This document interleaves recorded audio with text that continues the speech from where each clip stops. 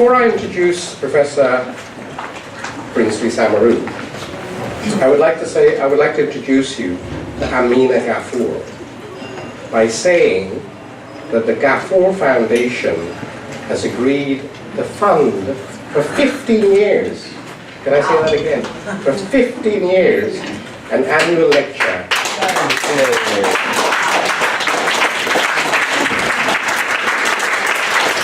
An annual lecture in Indian indentureship studies and diasporic studies. Lovely.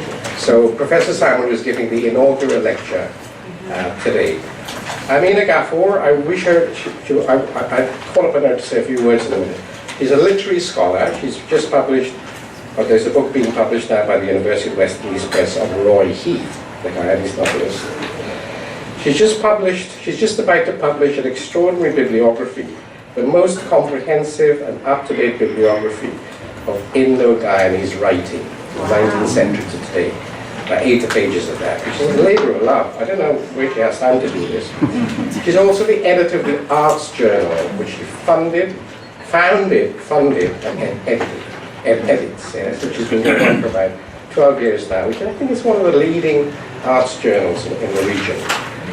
She's a philanthropist, engaged in many charitable activities in Guyana, and she and her husband Satar, who is here, Mr. Gafoor, yes, employ hundreds of Guyanese, if not thousands, in their business. Which means putting food on the table for thousands of Guyanese. And by all accounts, if you work for their company, you don't want to leave. It is known nationally as being fair and just and charitable to the employers, to their employees. But of course, most of all, she's an associate fellow at the University of Warwick Centre for Caribbean Studies. So before I introduce Brinsley, Professor Samaroo, may I ask Inaugural Gafoor to say a few words about her foundation? Thank you.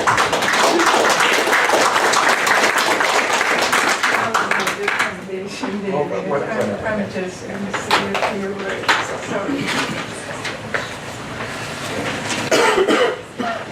Colleagues and friends, first, I wish to acknowledge the Vice Chancellor of the University of Warwick, Professor Stuart Prof, and Associate Director of Development, Mr. Luke Taylor, both of whom have been in communication with me on this lecture series.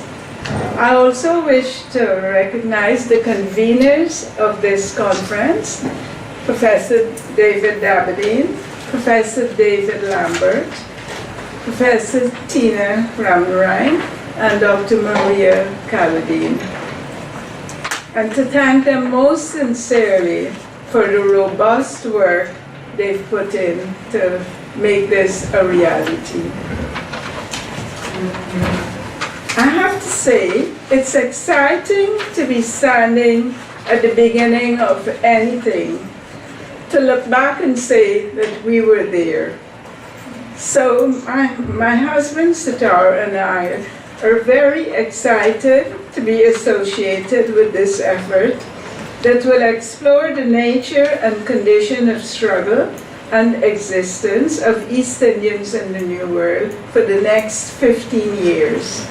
And on this, the centennial of the cessation of indentureship system, I'm particularly happy that the University of Warwick has taken the initiative on this lecture series. When Professor David Aberdeen broached the subject, there was no doubt in my mind that it was absolutely timely. I hope that from this lecture series and from the annual conference that it will generate, that more critical writing will come out of it, and not only more critical writing, but more creative writing as well. Because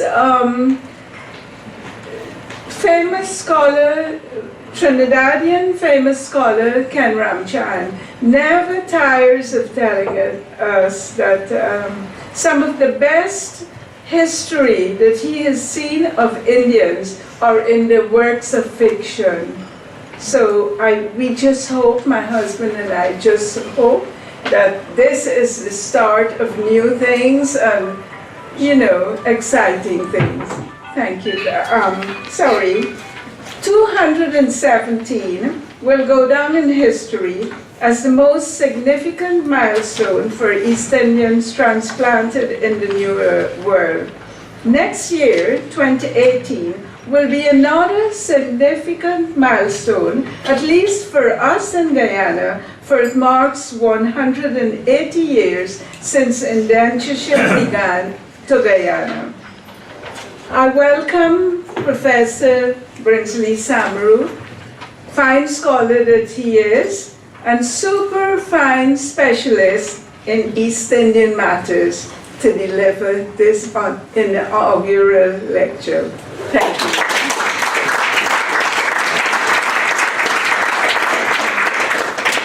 Thank you, Amina Gafoor. And I should say that the Gafoor lecture will be filmed and put on the internet, so it can you can access it anywhere in the world. I prepared a long introduction to Professor Brinsley Samaroo, but I will not expatiate upon his virtues. I will just say that he is the spine and the backbone of Indo-Caribbean studies, and has been for 40 years or so. But actually, I will go beyond that. I will only say one line about him, and then I will sit down and keep quiet. He is the Calypso, the He is the Buffalipso. He is the Buffalipso of Indo-Caribbean studies. Professor Samuel.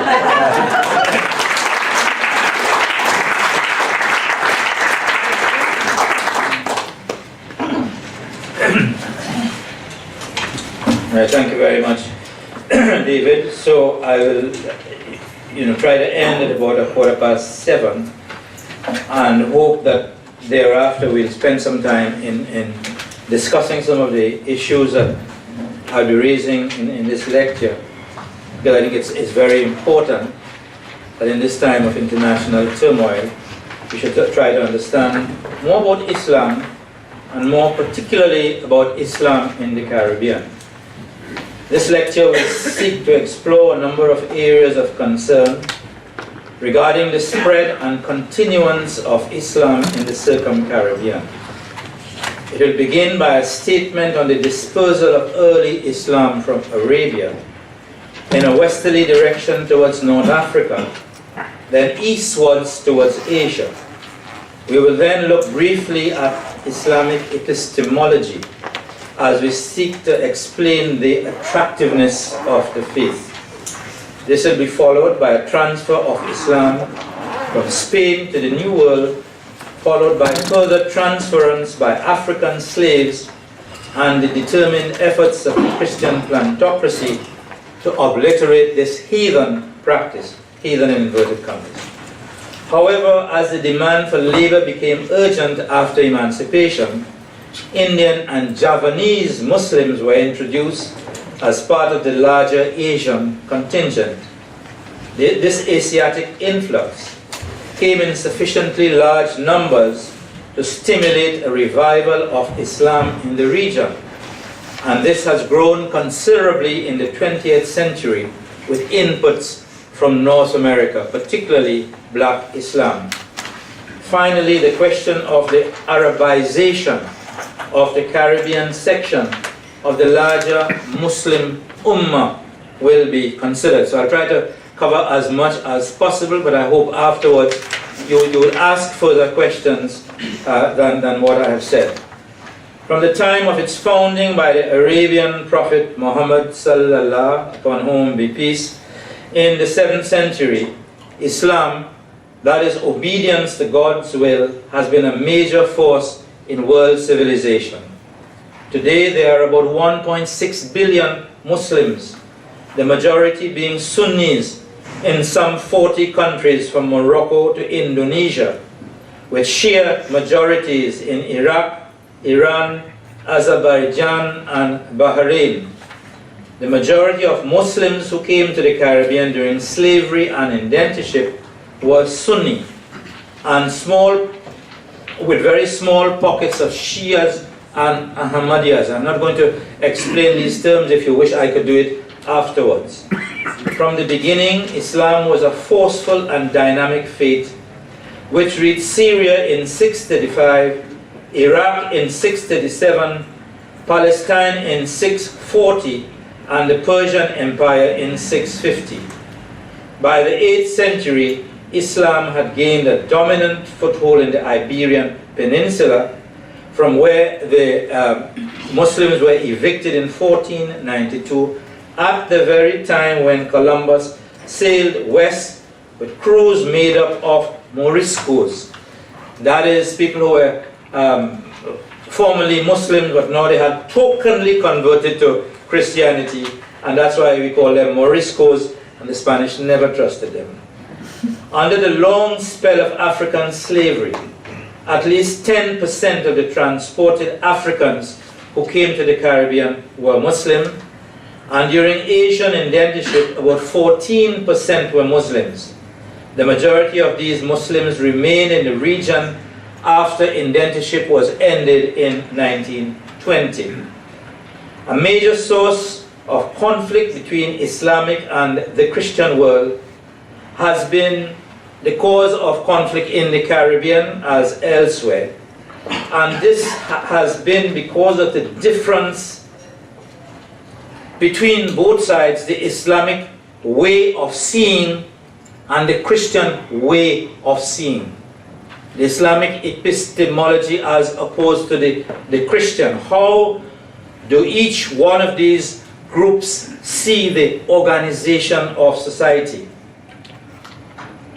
And I think we should look at that, for a few moments, because that is such a pregnant issue in today's conflict. Islam emphasizes the wholeness of society, the inseparability between the ecclesiastical and the secular, whereas Western Christian society separates the religion from the secular according to St. Augustine's doctrine of the two swords. And earlier, Jesus' advice to give unto Caesar what is his due, and to God what is due to the divine. Islam sees human society as an inseparable totality in which everything is interconnected. And I think we must try to understand that difference between Islam and Western Christian society. The religion is in fact the culture, guided by the Quran and the Hadith, in accordance with the 5 pillars of Islam, namely Shahada, some people call it Tawheed, which is belief in one God, Salah, daily prayers, Sawm, fasting, Zakah, charity, and Hajj, pilgrimage. Islam is not only a religion, but equally a social code and a political system.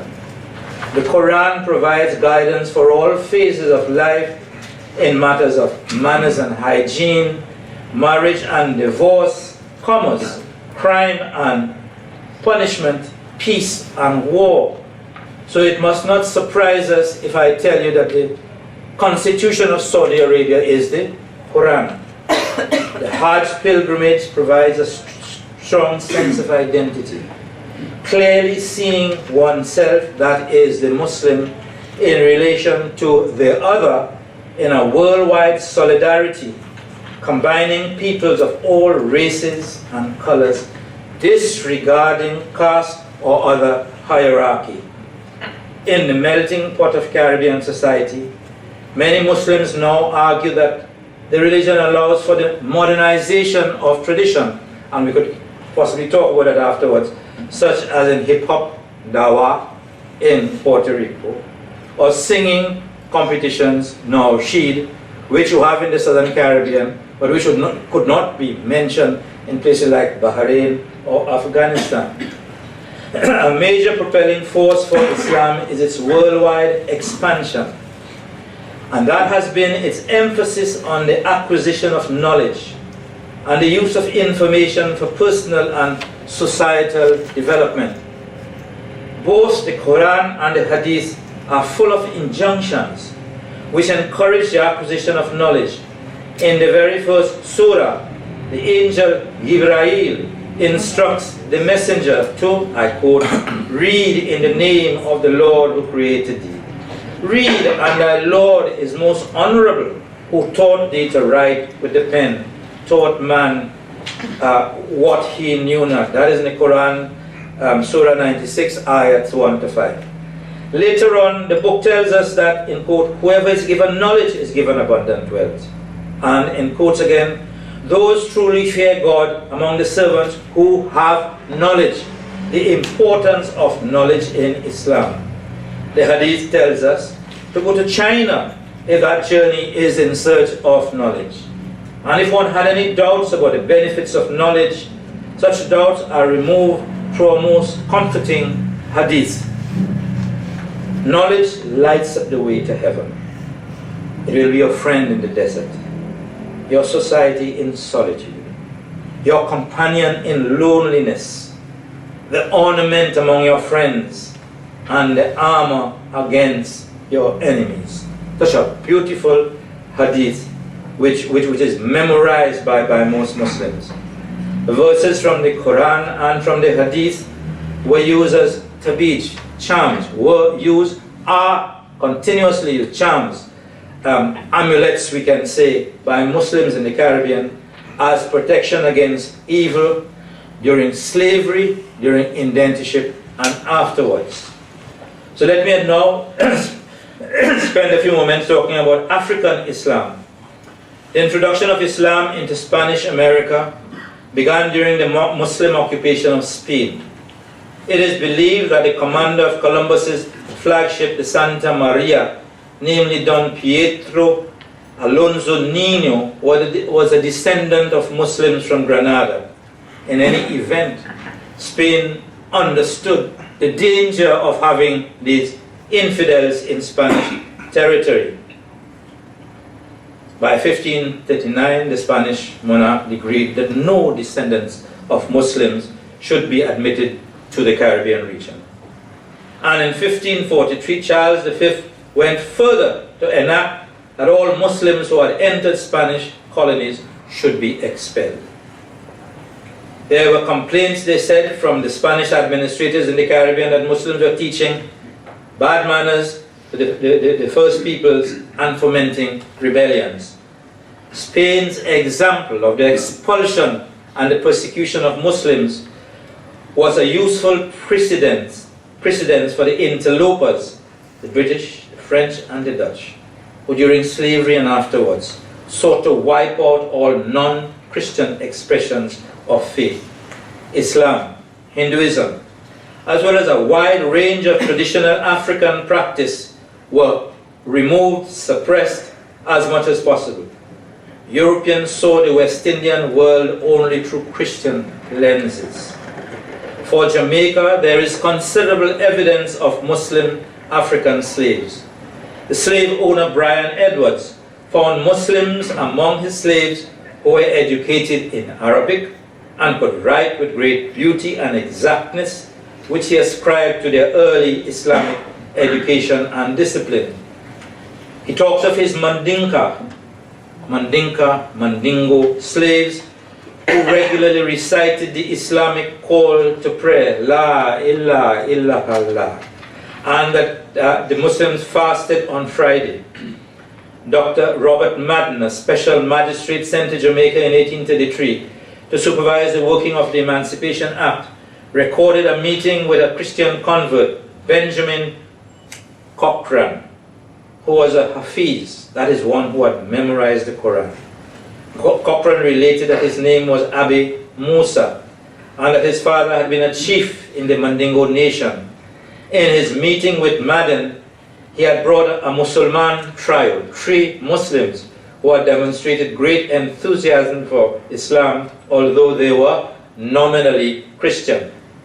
An equally important testimony to the Islamic slave presence in Jamaica was that of Abu Bakr al-Siddiqui, who was born in Timbuktu around 1790.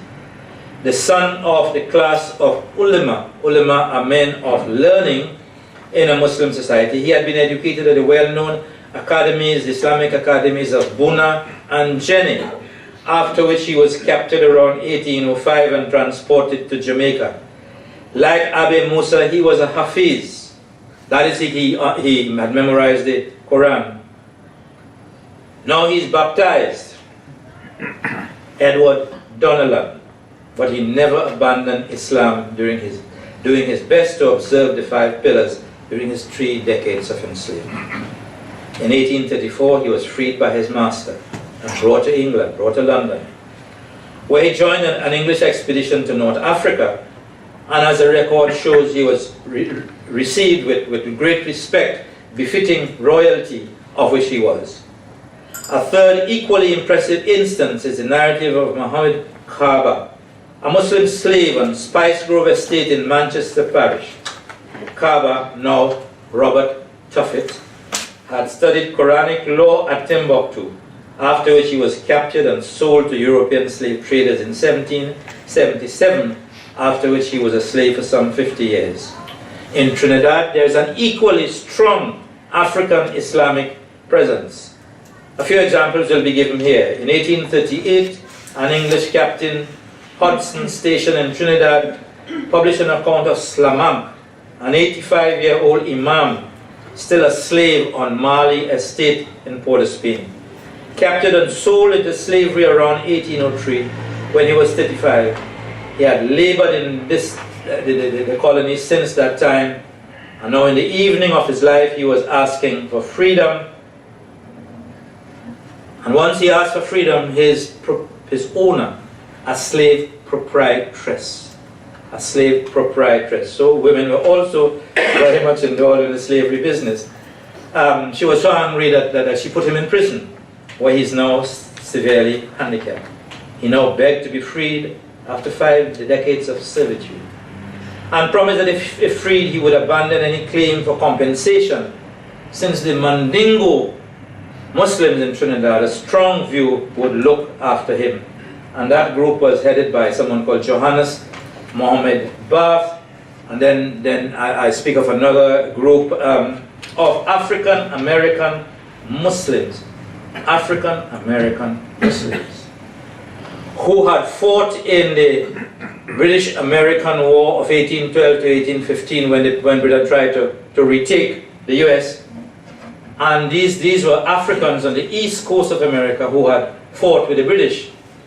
But now that the British had lost, they couldn't go back. They would have been hanged at the nearest tree. That would have been the welcoming reception. So they were settled in Trinidad. Mandingo, Muslim Africans from North America who were joined by Muslims who had been recruited for the British West India Regiment, which the British had recruited to fight in the Napoleonic War. So you had this large African-American and ex-soldiers of the West India Regiment after the Napoleonic Wars had ended in 1815, coming to Trinidad and settling, and they established a very large settlement in the north of Trinidad.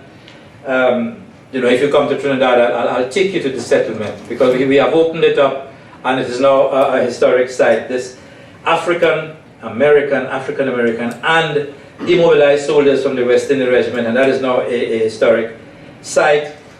And that was killed by the British, because once the stipendiary magistrates came to Trinidad to oversee the enactment of the Emancipation Order, they took these fellows away. They were all soldiers. And who could be better protectors of the stipendiary magistrates than former soldiers? So most of them were pulled out of it. And then of course the Christians invaded. And converted most of them. The African presence in Guyana and Suriname has not been as well documented as in Jamaica or Trinidad, but there can be no doubt to that presence. In Guyana, a planned Essequibo rebellion in 1807, betrayed by a slave girl, led to the capture of the leaders and the discovery of a letter in Arabic, giving details of the required action. So you see the Muslim motivation in that rebellion. The court which tried the leaders had no facilities for the translation of the letter. They had the letter, but they didn't know what it said. But the sad part of it is that they suspected that it said bad things, and that such a letter had in fact been written was enough to cause panic, resulting in the execution of 9 of the plotters. Later on, a list of recaptured runaways between 1808 and 1810 included a number of names such as Bacchus, Muhammad, Musa, Saba, Fikia, and Rusana. In Suriname, slave registers have names like Asat, Madar, Akrum, Asiya. Other Muslim names are associated with the Maroon, the so-called Bush Negro Society, which waged continuous warfare against the Dutch. Names such as Sam, is really a corruption of Zam, which is a holy place in Saudi Arabia. Zam, and Arabi were those Muslim leaders who signed the treaty with the Dutch in 1760. The Dutch couldn't defeat them, so the Dutch decided to compromise with them. A missionary narrative tells of a slave who refused to convert because he was a Muslim. And another tells of a slave who had translated the Quran into Stranam, which is the language of Suriname. And others, the records speak, others who had a very low estimation of Christianity. During slavery and afterwards, the Christian plantocracy did its utmost to eradicate all vestiges of the heathenism which they judged Islam to be. Many Europeans had an idea of the historic role which Islam had played in the Renaissance or the rebirth of learning in Europe, as Europe was emerging from the Dark Ages. The Muslims were the ones who had during Europe's Dark Ages, preserved all the literature from Europe that had been stored in North Africa. Now in the Renaissance they are offering it up back, and Christian planters and preachers and so on in the Caribbean understood this, and they didn't want this to be repeated.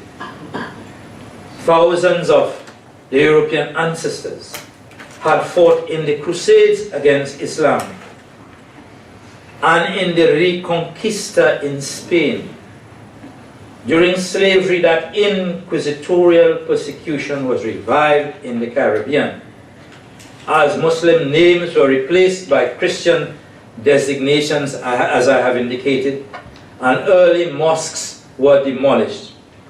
In 1830, a law was passed in Suriname which dictated, and I quote, that no negress was to wear clothes above the waist. Now, could you imagine how terrible it was? They could wear a petticoat from the waist to the knee. That's a law in Suriname in 1830. No negress was to wear clothes above the waist. And it further went on to say they could wear a petticoat from the waist to the knee.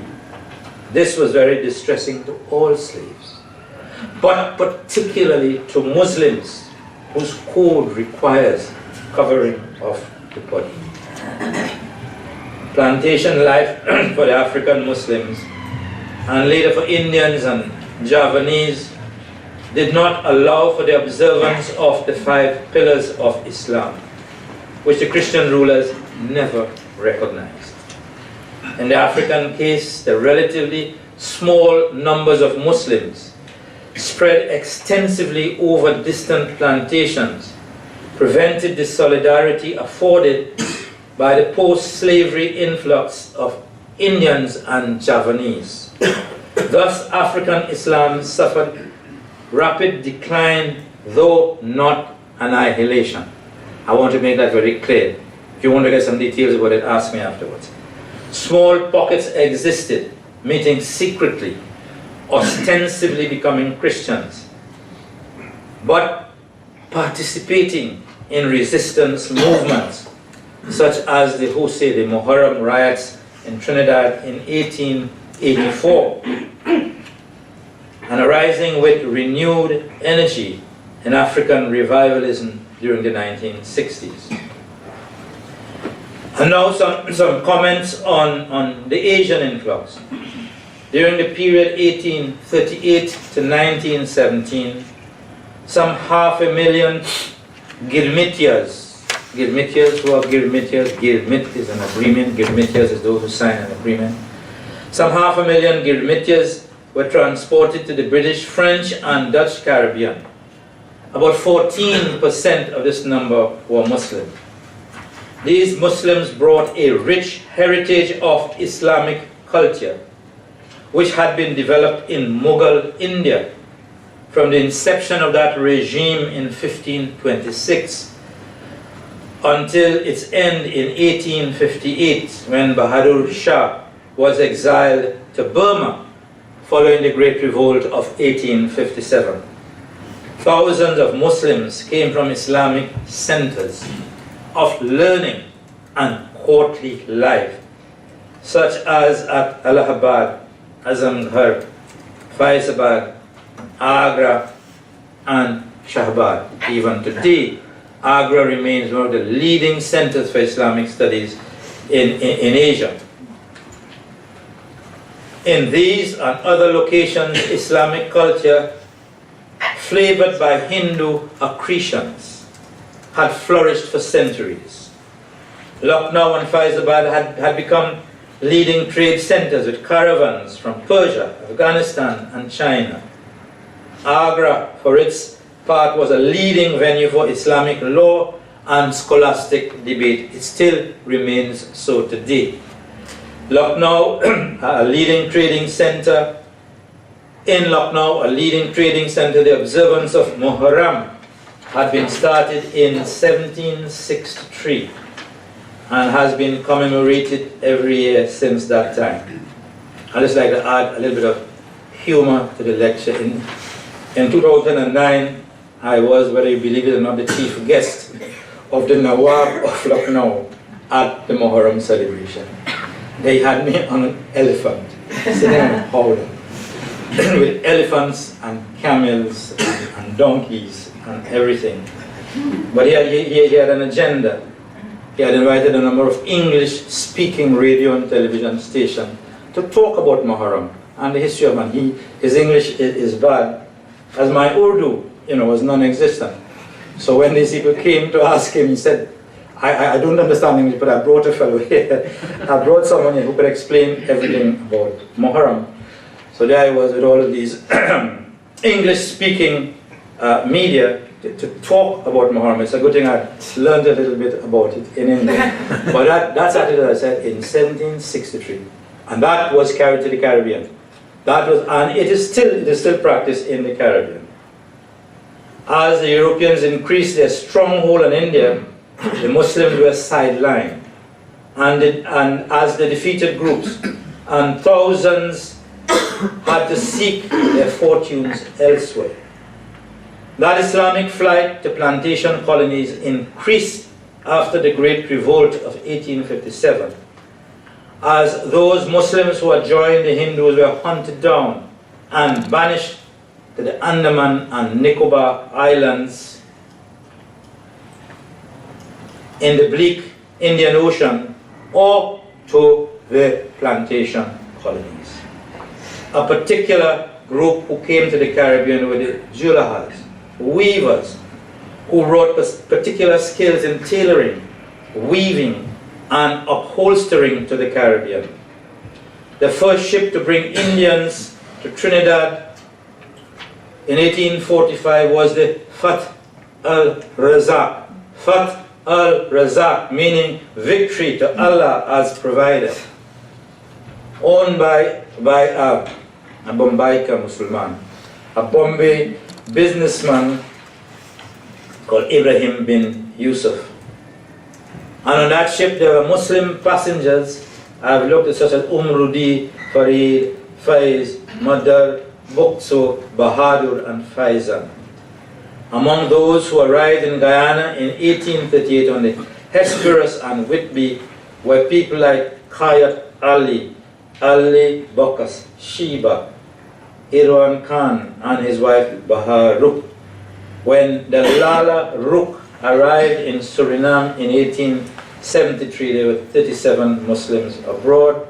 I don't know how many of you know of the meaning of that ship that brought Indians as semi-slave, Lala Ruk, a young girl with rosy cheeks. That's Lala Ruk. Imagine you give such a nice name to a ship that's doing such an infamous Lala Ruk, the rosy cheeked.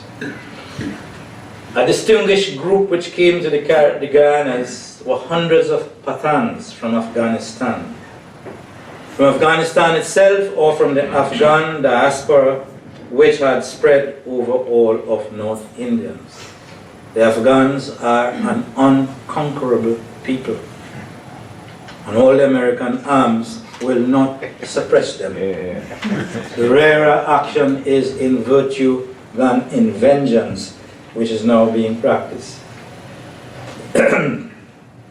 As Raymond Chikri has pointed out, Afghan Pathans were among the leaders of the revolt of 1857.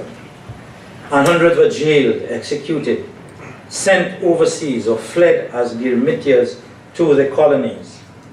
The Pathans can be counted as brave warriors whom the British, as I said, has never subdued. And they continued to lead resistance in the Caribbean. Mazar Khan was exiled in 1883 to Guyana because of his revolutionary activity in India. And in the Rose Hall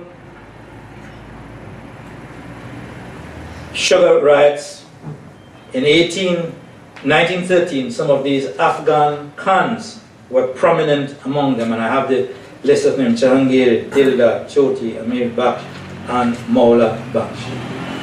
As Chikri comments, Pathans never let tyranny go unpunished. It is part of their code of honor to root out injustice and defend the weak from exploitation. In the Queen's Masjid in Guyana, it was built by Afghans, and Munshi Rahman Khan, about whom we speak a lot in these conferences, equally at home in Hindu as in Islamic culture, was a Pathan, came as an indentured laborer. Came in 1898 and died in 1972. Fortunately, he has left posterity with 4 volumes of his life in Suriname. And now a few words about accommodation and conflict. How did these Indian Muslims fare in the Caribbean? From the moment when they were corralled in the gardens, in the pens, I should say, at Garden Reach in Calcutta, in preparation for the long voyage to the Caribbean, the process of acculturation to a different lifestyle had started. Attendants at the depot and on the ship did not recognize caste or communal difference as these had existed in India. Now everyone had to eat together, share crowded sleeping quarters, and groan together as the ship tossed in the Pagal Samundar. What is the Pagal Samundar? It's a Hindi term meaning the mad sea, which churned around the Cape of South Africa, where the cold Antarctic currents mixed with the warm Atlantic current. Misery made common bedfellows. And those who came, they took the name of Jahaji Bhai, Jahaji Bhai, Jahaji Bahin, Jahaji Bhai, brotherhood of the boat, sisterhood of the boat, and in the Caribbean, they remained closer than blood relations for the entirety of their stay, and their descendants. Their descendants also kept up a Jahaji Bhai, Jahaji Bahin relationship. A similar solidarity existed on the plantation. as Hindus and Muslims struggle together to create cultural facilities in the face of colonial denial. However, despite these shared New World experiences, the Muslims in the Caribbean have consistently preserved their Islamic identity as a precious inheritance.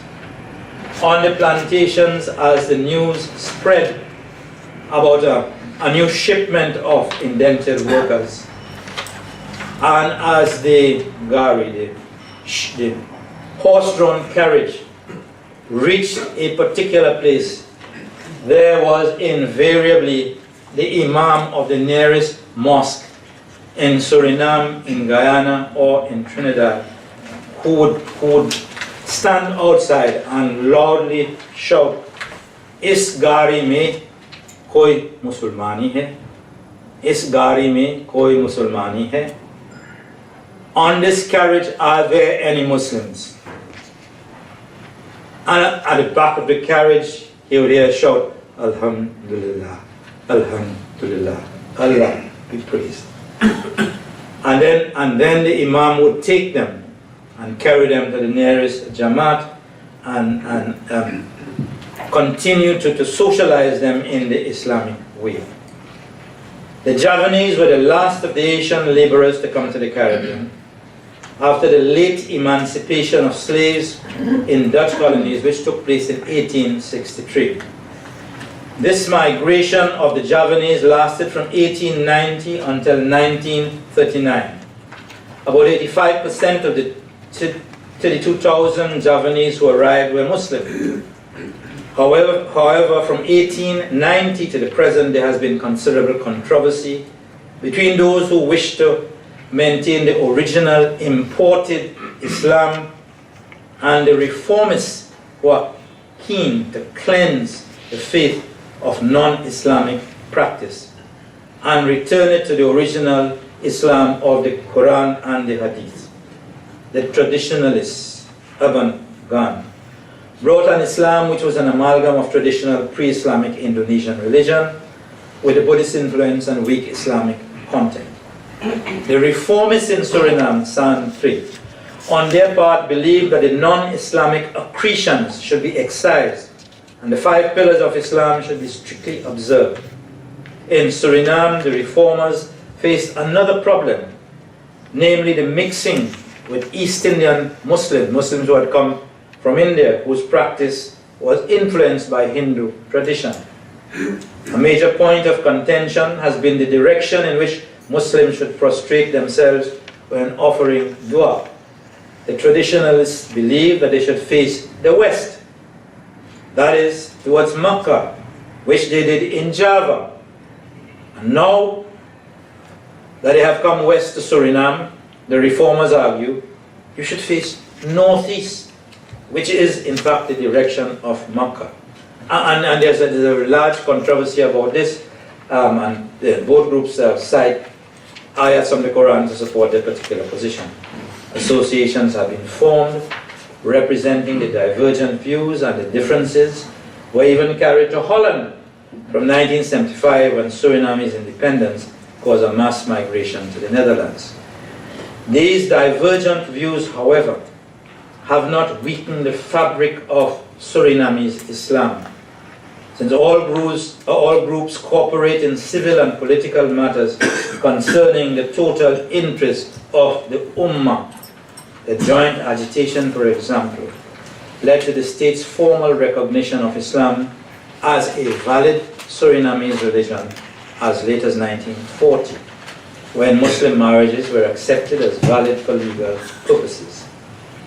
In the rapid Arabization of Islam, it seems to me that the reformists have the upper hand, and it is my view that it's that group that will dominate over the traditionalists. So finally, what is the state of Islam in the Caribbean?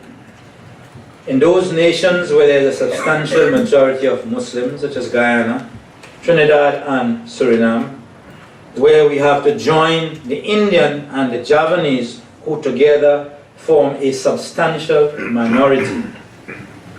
In all of these areas, the religion maintains a strong position despite internal disagreement, in the holistic Islamic way of seeing. They have involved themselves in politics, trade unionism, education, cultural lives, drawing no lines between these spheres. This is something I was saying at the beginning. And the women, the Islamic women in the region, are waging a very serious battle against the patriarchy of the faith. In these societies, women are proactive, struggling for gender equality in the faith and in the nation. The Christian missionaries who operated in all of these places in the Caribbean found Muslims a more difficult target for conversion than Hindus. This was also the case on the Indian subcontinent, where there's only, well, no more than 15% of the Indian population is Islamic. In the Caribbean, in places where there are just a handful of Muslims, the faith has been preserved, even though, as I said before, underground, secretly. In Jamaica, for example, progress has been slow but persistent.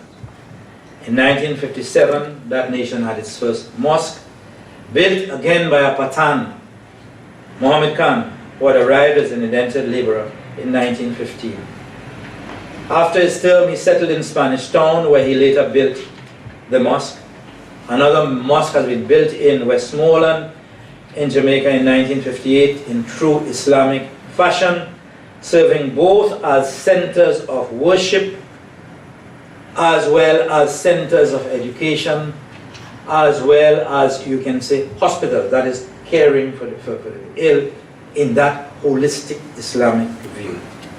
From the 60s of the last century, there has been increasing participation by African adherents in Jamaica whose ancestors might have well been the Mandingos, Fulani, and Hausas who had inhabited the place during slavery. Increasingly throughout the Caribbean, people of African descent are becoming Muslims once again, because of the hope which the religion engenders among its adherents, because of its emphasis on the acquisition of knowledge, and because it offers an alternative to Christianity with its support for slavery and for servitude. And the barriers erected against non-Christian faiths over the centuries have served more as challenges than as causes for despair. The Islamic dynamism, that Islamic dynamism, together with the revolution in communications, which has globalized the Ummah, now ensures the continuing growth of the crescent in the Caribbean. Thank you.